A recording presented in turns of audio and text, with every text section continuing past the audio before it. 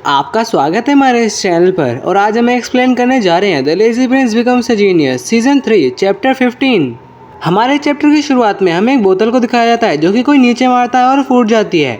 हमें पता लगता है वो और कोई नहीं अपना वोल्केनस होता है जो कि ज़्यादा स्ट्रेस और एंजाइटी में पड़ चुका होता है।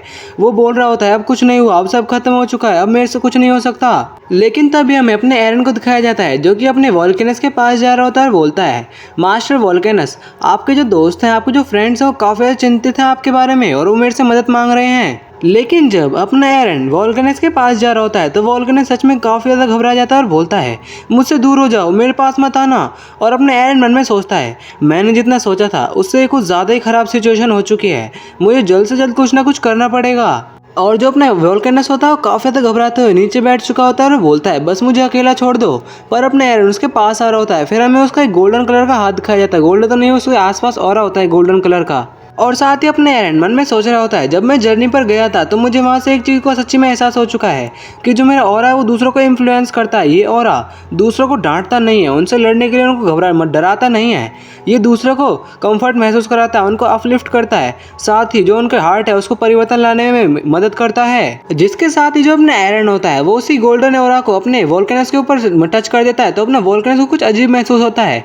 और हम देखते हैं कि जब वो घबरा रहा होता है तो बिल्कुल घबरा नहीं रहा होता। अपना एरन बोलता है डरो मत। साथ ही वो अपने एरन को काफी ज्यादा शौक होकर देख रहा होता है तो अपना एरन कहता है तुम मास्टर वोल्केनस हो जिसने काउंटलेस स्वॉर्ड्स बनाई हैं जो कि काफी ज्यादा उल्लेखनीय रही हैं। और मैं सच्ची में उम्मीद करता हूँ, मुझे तुमसे आशा है, मैं तुम पर बिलीव करता हूँ कि तुम आगे चलकर भी ऐसी स्वॉर्ड्स बनाओगे और इससे भी ज़्यादा बेहतर करोगे आगे। इसीलिए मास्टर वोल्केनस अपने लिए, अपने दोस्तों के लिए और बाकी सभी के लिए थोड़ा सा और ताकतवर बनो और बाकी चीज़ों को ख़त्म कर कर आगे बढ़ो।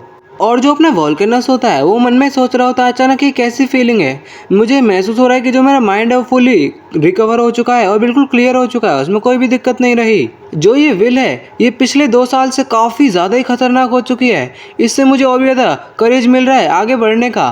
फिर वो अपने एरन से कहता है मास्टर एरन प्लीज़ मुझे अपनी टेरिटरी में रहने की अनुमति दें ताकि मैं अपनी जो स्वॉर्ड की जर्नी है उसे समर्पित कर सकूँ आपके यहाँ। और अपना एरन मान जाता है। और अगले सीन में हम देखते हैं कि जो अपना वोल्केनस होता है वो अपनी वर्कशॉप में काम कर रहा होता है और उसके साथ ही जो अपना मार्कोस होता है वो अपने एरन से कहता है यंग मास्टर आप सच में काफ़ी ज़्यादा अमेजिंग हो, आपने तो वोल्केनस को आराम से सेटल कर दिया है और वो हमारे यहाँ भी रह रहा है, जिसका मतलब ये है कि कॉन्टिनेंट का सबसे बेस्ट क्राफ्ट्समैन वो हमारी टेरिटरी में काम करेगा। और जब ये सब बातें चल रही होती हैं तो उसी बीच अपनी क्रिल आकर कहती है अगर सब चीज़ बढ़िया चल रही है तो क्यों ना हम एक इवेंट को अरेंज कर लें। अपने एंड बोलता है क्या एक इवेंट? हाँ एक इवेंट जो कि sword master special swordsmanship lecture के बारे में होगा, हेल किंगडम के सारे बंदे यहाँ आएंगे। तो अपना मार्कोस भी कहता है हाँ ये सच में काफ़ी ज़्यादा ग्रेट आइडिया है। तो तभी अपनी क्रिल कहती है अगर आपको काफ़ी ज़्यादा दबाव महसूस हो रहा है, काफ़ी ज़्यादा बर्डन महसूस हो रहा है तो आप मना कर सकते हो, हम इतना ज़्यादा फोर्स नहीं कर रहे हैं आपको। लेकिन अपने एरन कहता है नहीं मैं ऐसे करूँगा। और वो जाते जाते अपने मन में सोच रहा होता है अब मैं अपने घर आ चुका हूँ, मतलब मैं अपनी टेरिटरी में आ चुका हूँ, तो मैं हर संभव प्रयास करूँगा अपनी फैमिली और माता पिता के लिए। अब मैं एक स्वॉर्ड्समैन नहीं रहा हूँ, मैं एक टेरिटरी का लॉर्ड बन चुका हूँ, मतलब बनने वाला हूँ, मैं इस टेरिटरी का उत्तराधिकारी हूँ। साथ ही मैं एक एरन पेरेरा हूँ, पेरेरा फैमिली का एक लड़का। जिसके बाद हमारा सीन शिफ्ट होकर कुछ दिन बाद दिखाया जाता है जहाँ एक स्टेडियम होता है, वहाँ काफ़ी सारी भीड़ होती है। फिर हमें 2 बंदे दिखाए जाते हैं, उनमें से पहला बोलता है फाइनली हमारे किंगडम के पास भी एक स्वॉर्ड मास्टर है। अब दूसरा कहता है सच में ये काफ़ी ज़्यादा इनक्रेडिबल बात है क्योंकि उसने सिर्फ 20 साल तक की उम्र में ये अचीव कर लिया है। लेकिन तभी हमें एक बंदा दिखाया जाता है जो कि बिल्कुल शांत होता है, उसके साथ ही हमें अपने एरन की तरफ दिखाया जाता है। उसे देखकर सब कह रहे होते हैं देखो वो आ चुका है। और अपने एरन सामने खड़ा होकर कह रहा होता है आप सभी का काफ़ी ज़्यादा शुक्रिया यहाँ आने के लिए। साथ ही इतने ज़्यादा लार्ज अमाउंट में ऑडियंस को देखकर मैं काफ़ी ज़्यादा खुश हूँ और मुझे समझ ही नहीं आ रहा था और मैं बिल्कुल समझ ही नहीं पा रहा था कि मुझे क्या कवर करना चाहिए यहाँ, लेकिन शुरू से अंत तक मैं वो सब कवर करूँगा इस चीज़ में जो भी मैंने अपनी जर्नी से आज तक स्वॉर्डमैनशिप के बारे में सीखा है। उसके साथ ही अपना एरन स्वॉर्डमैन से काफ़ी ज़्यादा ऑरा रिलीज करने लगता है। साथ ही वो कह रहा होता है यहाँ सिर्फ स्वॉर्ड ही मूव नहीं करेगी, जो कि सोर्स होता है अपने मूवमेंट का, वो सारी वेरियस मसल्स जो हमारे एक सिंगल एक्शन को परफॉर्म करने में लगती है। और वो बंदा अपने एरन को देखकर मन में सोच रहा होता है एरन पेरेरा, इसके जर्नल साइंस कैरेक्टर को मैं थोड़ा बहुत पहचान चुका हूँ, मैं इसकी इतनी यंग उम्र में बिल्कुल भी एरोगेंस को फील नहीं कर पा रहा हूँ। ये सच में थैंकफुल हो रहा है और सच में काबिल है उस चीज़ के लिए। उसके बाद अपना एरन कहता है मैं आपको स्वॉर्ड डांस दिखाऊंगा, जिसके बाद इस इवेंट को हम एंड कर देंगे। लेकिन उससे पहले मैं आपसे एक क्वेश्चन पूछना चाहता हूँ। जिसके साथ ही वो कहता है आखिरकार आप किस रीज़न से अपनी स्वॉर्ड को उठाते हो, जिसे सुनकर वहाँ जितने भी लोग होते हैं काफ़ी ज़्यादा शॉक हो जाते हैं। अपना एरन कहता है वो क्या पर्पस है जिसकी वजह से आप इतना ज़्यादा डिफ़िकल्ट पाथ को फॉलो कर रहे हो, आप अपनी स्वॉर्ड के साथ इतने ज़्यादा लंबे दूर पर चल रहे हो।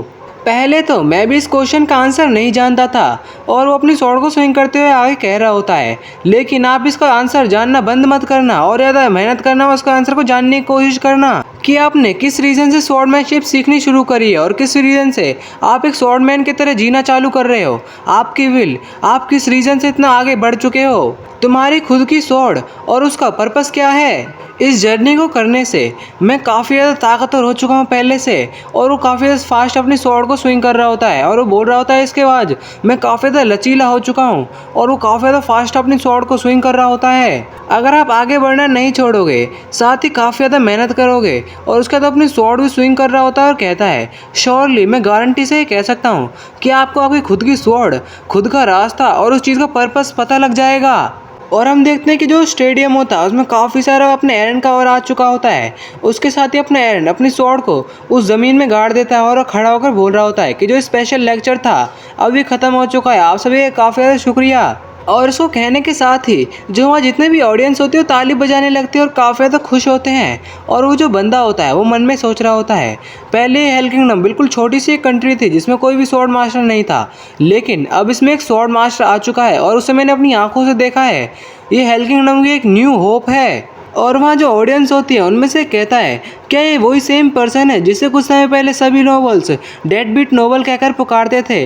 दूसरा कहता है तो काफ़ी ज़्यादा इनक्रेडिबल बात है, इतनी अच्छी ग्रोथ आखिरकार कौन कर सकता है। और अपनी रूरू भी काफ़ी ज़्यादा खुश होती है और चिल्लाते हुए कह रहे होते हैं एरन तुम काफ़ी ज़्यादा कूल हो। और जो अपने एरन के फादर होते हैं बिल्कुल शांत होते हैं और मन में बोलते हैं एरन, और वो कुछ पिछली बातों को याद कर रहे होते हैं। लेकिन तभी उनकी वाइफ अगर कहती है डियर मुझे बिलीव नहीं हो रहा है, तो उसके फादर भी इमोशनल होते हुए कह रहे होते हैं हाँ मुझे भी इस पर बिलीव नहीं हो रहा है। जिसके अगले सीन में हम देखते हैं अपनी क्रिल और अपने एरन अंदर आ चुके होते हैं और अपने एरन से पूछ रहा होता है कि जो ये लेक्चर था ये कैसा था। तो क्रिल बोलती है मुझे नहीं लगा था कि तुम इतना अच्छा लेक्चर कर लोगे, सच में काफ़ी ज़्यादा अच्छा था। अपनी रूरू कह रही होती है काफ़ी ज़्यादा अमेजिंग था और तुम काफ़ी ज़्यादा कूल लग रहे थे। लेकिन उसी बीच वहाँ वही बंदा आ जाता है और कहता है कि जो लेक्चर था काफ़ी ज़्यादा इंप्रेसिव था। अपना एरन कहता है आखिरकार तुम कौन हो। जिसके साथ ही वो बंदा अपने आप को इंट्रोड्यूस करता है, कह रहा होता है मैं अपने आप को फॉर्मली इंट्रोड्यूस करता हूँ, मैं ट्वाइलाइट नाइट्स ऑर्डर का कमांडर हूँ हेल किंगडम से, और मैं ओसवाल्डो ओडोन हूँ। मैं यहाँ एक मैसेज डिलीवरी करने आया हूँ मैजेस्टी एरन पेरिडिया को। जिसके साथ ही वो बंदा अपने एरन को बता रहा होता है कि जो हेल किंगडम है ये कॉन्टिनेंट के मिडल में स्थित है और साथ ही काफ़ी ज़्यादा छोटा है। साथ ही बाकी छोटी मोटी कंट्रीज जो इस कॉन्टिनेंट में हैं उनसे ये कुछ ज़्यादा अच्छी नहीं है, लेकिन फिर भी इसने अपने आप को 300 सालों से ज़्यादा अपने आप को बचा कर रखा है। और ये केवल सिर्फ इसके एलाइज से हुआ है जो कि 4 किंगडम है और उनके नाम है हेल किंगडम, सोनान किंगडम, बिसऊ किंगडम और साथ ही कोलेन किंगडम। ये चारों के चारों किंगडम इतने ज़्यादा कमज़ोर हैं कि अकेले किसी कियोस का सामना नहीं कर सकते, लेकिन फिर भी जो इनकी अलायंस है ये इतनी ज़्यादा ताकतवर है कि ये किसी का भी सामना कर सकते हैं। लेकिन ये सभी की सभी बातें पास्ट की हो चुकी हैं, क्योंकि जब से पीस और शांति का एरा शुरू हुआ है उसी के साथ जितने भी कॉन्टिनेंट हैं सभी के सभी एक दूसरे के साथ रेस कर रहे हैं कि कौन ज़्यादा बेहतर है। और ये एक दूसरे को इग्नोर मतलब अपने आप को इग्नोर नहीं होने देना चाहते, साथ ही अपने आप को निगलने नहीं देना चाहते हैं। जिसके साथ ही हमारा सीन शिफ्ट होकर रेंटल किंगडम के स्लिक फैमिली की तरफ दिखाया जाता है। वहाँ किसी की करेज मतलब गाड़ी रुकती है और वो बोलता है ड्यूक हम पहुँच चुके हैं। और तभी उस कैरेज में से एक बंदा बाहर निकलता है और हमें उसके बारे में बताया जाता है जो कि बिशव कंट्री का लॉर्ड होता है जिसका नाम कैली मर्डिच होता है। साथ ही वो अपने मन में कहता है मैंने इसके बारे में कभी नहीं सोचा था कि मैं इतनी भयानक जगह पर वापस आऊँगा। अगर यहाँ बैंक्वेट नहीं होता तो मैं कभी भी नहीं आता। और अपने दांत पीसते हुए कह रहा होता है मुझे सावधान रहना चाहिए। और गाइज मुझे पहले के लिए माफ़ कर देना, ये कोई लॉर्ड नहीं है, ये तो एक रिप्रेजेंटेटिव है। और अपने मन में आगे सोच रहा होता है मैं बिशव किंगडम के एक रिप्रेजेंटेटिव होने के नाते यहाँ आया हूँ। साथ ही हमारे प्रिंसेस जिसने इस किंगडम के इस कंट्री की खातिर अपने आप को सेक्रीफाइस कर दिया, जिसके साथ ही जब वो उस किंगडम में आगे बढ़ने लगता है तो वहाँ जितने भी गार्ड होते हैं बिल्कुल सस्पिशियस तरीके से खड़े होते हैं। और जब थोड़े समय बाद वो गेट के सामने पहुँचता है तो वहाँ के जो 2 गार्ड होते हैं वो अपनी मैजिक पावर से उस गेट को खोल देते हैं। और उस गेट के खुलने के साथ ही हमें एक बंदे को दिखाया जाता है जो कि सिगार पी रहा होता है और वो अपने उस बंदे से कह रहा होता है आखिरकार तुम आ गए। जिसके साथ ही वो बंदा अपने घुटनों पर आकर कहता है हाँ बिशप किंगडम से केली मर्डिच, मैं रियंटेल के ग्रेट विजार्ड को अपनी ग्रीटिंग्स देता हूँ। और हमें पता लगता है वो उस रियंटेल का सबसे ग्रेटेस्ट विजार्ड है जिसका नाम एरफन स्लिक होता है। फिर हमें इस रियंटेल किंगडम के बारे में थोड़ा बहुत बताया जाता है जो कि एक मैजिक किंगडम होता है और एक पावर हाउस होता है। साथ ही ये होली किंगडम का बहुत बड़ा राइवल भी है। और जो ये रियंटेल किंगडम है ये अपने हाई रैंकिंग मेज और जो उनके टूल्स होते हैं उनके प्रॉफिट से अपने आप को ग्रो करता है। हालांकि इतने महान ग्रेट मेज भी अपने आप को छुपा कर रखते हैं और इसीलिए काफ़ी ज़्यादा मशहूर हैं और ये कभी कभी किंगडम के बाहर दिखते हैं। लेकिन एक पॉलिटिकल मैरिज हुई थी बिशप किंगडम की प्रिंसेस के साथ इरफान स्लिक की। और जो काफ़ी सारे लोग हैं वो कहते हैं कि जो रियंटेल किंगडम है इसका ये प्लान था कि वो कॉन्टिनेंट के मिडल में अपने इन्फ्लुएंस को ज़्यादा बढ़ा सके। तो काफ़ी सारे लोगों का दावा है कि जो ये रियंटेल किंगडम है इसकी स्ट्रेटेजी थी। फिर हम स्लिक को देखते हैं जो कि वो कह रहा होता है हाँ मैं समझ गया, मैंने ये सुना है कि हेल किंगडम में एक नया स्वॉर्ड मास्टर अपीयर हुआ है। तो वो बंदा झुककर कह रहा होता है हाँ आप बिल्कुल सही हैं। फिर वो आगे कहता है मैंने ये भी सुना है कि वो काफ़ी ज़्यादा यंग है और शायद वो हमारे लिए बर्डन बन सकता है और शायद जो ये बैंक्वेट होने वाला है ये हेल किंगडम में ही होगा और इसीलिए तुम मुझे इतनी दूर से बुलाने के लिए आए हो है ना। तो वो बंदा भी इस चीज़ पर राजी हो जाता है और हाँ करता है। तो अपना स्लिक आगे कहता है कि जो ये रियंटेल किंगडम है जो बिशप किंगडम है उसके साथ इसके कनेक्शन बने पड़े हैं और तुम ये नहीं चाहते कि एक छोटे बच्चे की वजह से तुम्हारा मान सम्मान खराब हो। चलो ठीक है, काफ़ी समय बाद मैं थोड़ा बहुत बाहर घूम कर आऊँगा। तो इसी के साथ जो बंदा होता है बोलता है तो क्या इसका मतलब ये है कि जो आर्चमेज हैं वो अपने आप खुद ही सामने की तरफ चलेंगे और वहाँ जाएंगे। लेकिन तभी वो बंदा काफ़ी ज़्यादा शॉक हो जाता है सामने देखकर और हम देखते हैं कि जो स्लिक होता है काफ़ी ज़्यादा गुस्से में कह रहा होता है क्या तुम मुझसे क्वेश्चन करना चाहते हो। तो बंदा अपने सर को नीचे कर देते हुए कह रहा होता है प्लीज़ मुझे माफ़ कर देना, मैं थोड़ा आगे बढ़ चुका था। वैसे मैं यही कह रहा था अगर ग्रेट आर्चमेज हमारे साथ जाएंगे तो ये काफ़ी बड़ी हेल्प हो जाएगी हमारे लिए। इस बात को सुनने के बाद जो अपना स्लिक होता है कहता है तो फिर ठीक है मैं तुम्हें बैंक्वेट में दिखूंगा। उसके साथ ही वो बंदा हाँ कह देता है और अगले सीन में हम देखते हैं कि वो बंदा उस कमरे से बाहर आ चुका होता है और अपने मन में सोच रहा होता है क्या ये ठीक था, क्योंकि जो रियंटेल किंगडम है उसमें सबसे ज़्यादा बदनाम लोगों में से एक है ये स्लिक। क्या मुझे उसे रोकने के लिए वहाँ कुछ करना चाहिए था या फिर ये एक अनस्टॉपेबल करंट इवेंट है। जिसके साथ ही जो स्लिक होता है वो अपनी मैजिक से किसी को हार्म पहुंचा रहा होता है और वो बंदा मन में सोच रहा होता है जाता हुआ ये काफ़ी ज़्यादा हार्ट ब्रेकिंग है और वो कोई लड़की होती है। साथ ही वो मन में सोच रहा होता है इतनी ज़्यादा गंदे इंसान को मैंने फिर से महसूस करा है इसकी इतनी गंदी भावनाओं को, ये काफ़ी ज़्यादा हेल्पलेसनेस है। और वो अपनी मुट्ठी को ज़ोर से बंद करने लगता है और वो माफ़ी मांगता है अपनी उसी प्रिंसेस को याद करते हुए। साथ ही वो आगे कह रहा होता है मैंने आपकी उस ब्राइट स्माइल को प्रोटेक्ट नहीं करा, प्लीज़ मुझे माफ़ कर दो। और जो स्लिक होता है काफ़ी ज़्यादा मुस्कुरा रहा होता है और वो बंदा जाते हुए काफ़ी ज़्यादा गुस्सा होता है और अपने मन में कह रहा होता है मैं बिल्कुल पावरलेसनेस महसूस कर रहा हूँ, इसलिए प्लीज़ मुझे माफ़ कर देना क्योंकि इतने समय बाद मैं फिर से आया और मैं आपको ग्रीटिंग्स तक नहीं दे पाया हूँ। जिसके साथ ही हमें उस लड़की को दिखाया जाता है और हमें पता लगता है वो और कोई नहीं वो वही प्रिंसेस होती है जो कि थोड़ी सी हंसती है। फिर हम अगले सीन में देखते हैं कि वो बंदा बता रहा होता है जैसा कि आप सभी जानते हो कि जो 4 राज्यों का जो बैंक्वेट है वो जल्दी बनने वाला है। साथ ही जो ये बैंक्वेट है ये हेल किंगडम में होगा, इसीलिए जो मैजेस्टी है उन्हें काफ़ी ज़्यादा हाई एक्सपेक्टेशंस हैं आपसे। इसीलिए मैजेस्टी ने मुझसे कहा है कि लॉर्ड पेरेरिया, एरन पेरेरिया और साथ ही जादूगर क्रिल पेरेरिया आप सभी को उधर शामिल होना है हेल किंगडम के होनर को बढ़ाने के लिए। और इस बात को सुनकर जो अपने एरन के फादर होते हैं वो मन में सोच रहे होते हैं ये काफ़ी ज़्यादा जल्दी है, मुझे इस चीज़ की उम्मीद थी कि जो अपना एरन है उसके स्टेटस का जो किंगडम है इसका फ़ायदा उठाएगा, लेकिन मुझे इस चीज़ की उम्मीद नहीं थी कि ये इतना जल्दी हो जाएगा। लेकिन तभी अपना एरन बोलता है कि मैं इस बैंक्वेट को ज्वाइन करूंगा अगर फादर इसके लिए अलाउ करेंगे। साथ ही क्रिल भी इसी बात को कहती है कि अगर फादर कहेंगे तो मैं भी इसको ज्वाइन करूंगी। और उनके फादर कहते हैं अगर तुम्हारी ऐसी इच्छा है तो तुम इसे कर सकते हो। और इन बातों को सुनकर वो बंदा कहता है ऑल राइट, तो मैं कुछ दिनों बाद तुम्हें फिर से मिलूंगा एस्कॉर्ट करने के लिए। अपना एरन बोलता है हाँ हम आपके इंतज़ार करेंगे। जिसके साथ ही हमारा अगला सीन शिफ्ट होकर अपने एरन की तरफ जाता है, जो कि अपने वोल्केनस की वर्कशॉप के पास जा रहा होता है और वो अपने वोल्केनस के पास जाकर कहता है, हेलो वोल्केनस। वोल्केनस बोलता है, आखिरकार तुम यहाँ क्यों आए हो?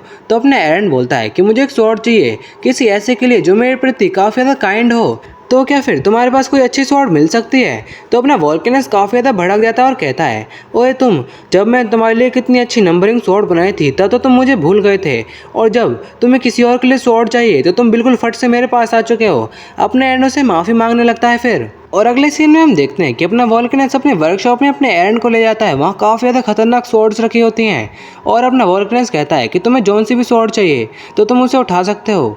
लेकिन अपने एरन कहता है, क्या मैं खुद एक स्वॉर्ड बना सकता हूँ? और वो अपनी एलियन लिंडसे को याद करते हुए कह रहा होता है, कोई ऐसा बंदा है जिसने मुझे काफ़ी ज़्यादा इंस्पायर करा है। यहाँ जितनी भी स्वॉर्ड है ये सचमुच काफ़ी ज़्यादा ही ग्रेट हैं, लेकिन फिर भी मैं उसे एक बेटर गिफ्ट देना चाहता हूँ और मैं उसे एक ऐसी स्वॉर्ड बना के देना चाहता हूँ जो कि उस पर सच में सूट करे। और अपने एरन की ऐसी बात सुनकर वोल्केनस अपने मन में हंसते हुए कह रहा होता है, ये देखो, ये किसी ऐसे बंदे की आंखें हैं जो कि प्यार में पड़ चुका है, तो चलो मैं इसकी मदद ही कर देता हूँ।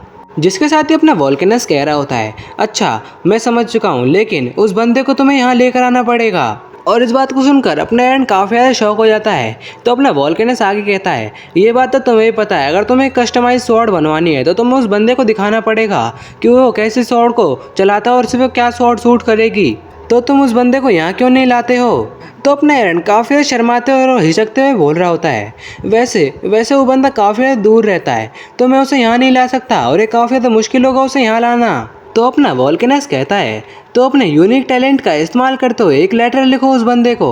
अपना एरन भी इस चीज़ के ऊपर मान जाता है। फिर हम अगले सीन में देखते हैं कि रात हो चुकी होती है और हमें अपने एरन के कमरे में दिखाया जाता है। वो काफ़ी सारे लेटर लिखता है पर उन्हें सभी को ख़राब कर देता है और उसका दिमाग ख़राब हो जाता है। साथ ही वो कह रहा होता है, ये भी सही नहीं था, चलो फिर से ट्राई करते हैं। और जब वो स्टार्ट करने वाला होता है तो वो मन में कहता है, मुझे समझ नहीं आ रहा कि मुझे स्टार्ट कैसे करना चाहिए।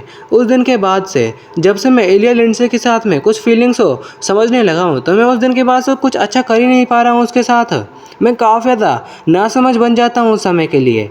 फिर उसे वोल्केनस की बात याद आती है जो कि उससे कह रहा होता है कि तुम्हारे पास पावर है अपनी ट्रू फीलिंग्स को एक्सप्रेस करने का, तो इसीलिए तुम्हारे दिल को इसमें लगाओ और साथ ही जो भी तुम चाहते हो वो लिख दो बस। तो अपना एरन भी पहले तो बिल्कुल शांत होता है, लेकिन फिर वो बिल्कुल तैयार होते हुए और निकलते हुए कह रहा होता है, चलो मैं अपने पूरे दिल के साथ इसको लिखता हूँ। जिसके बाद हमारा सीन शिफ्ट होकर कुछ दिनों के बाद दिखाया जाता है और वो सभी के बंदे जा रहे होते हैं बैंक्वेट की तरफ। तो जो अपने मार्कोस और उसकी मदर होती है बोलते हैं, डियर एरन और साथ ही क्रिल, तुम सभी को बाय, और अपनी जो तुम्हारी ट्रिप है वो काफ़ी ज़्यादा अच्छी होनी चाहिए। क्रिल जब जा रही होती है तो अपनी रूरू से कह रही होती है, रूरू मेरी चेरी के साथ इतना ज़्यादा रफ मत होना और उसके साथ अच्छे से बिहेव करना, ठीक है रूरू? रूरू कहती है, अच्छा तो इसका नाम चेरी है, नहीं मतलब क्रिल तुम चिंता मत करो, मैं इसके साथ काफ़ी अच्छा बिहेव करूँगी। तो अपना मार्कोस कहता है, क्या रूरू तुम कहीं जा रहे हो? तो अपनी रूरू बताती है, हाँ मैं एरन का एक लेटर पहुंचाने के लिए जा रही हूँ और आते टाइम मैं कहीं घूम के आ जाऊंगी।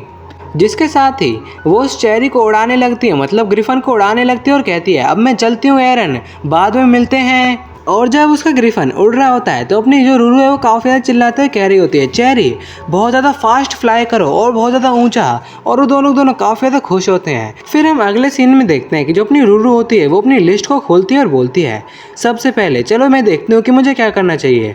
सबसे पहले मैं बिल के पास जाऊँगी और उसको उसका प्रेजेंट दूंगी। उसके बाद मैं अपनी एलियन लिंडसे से मिलूंगी। फिर मैं कुंवर के पास जाऊँगी और फिर अपनी बिल्ली दोस्तों के साथ मछली पकड़ने वाला खेल खेलूंगी।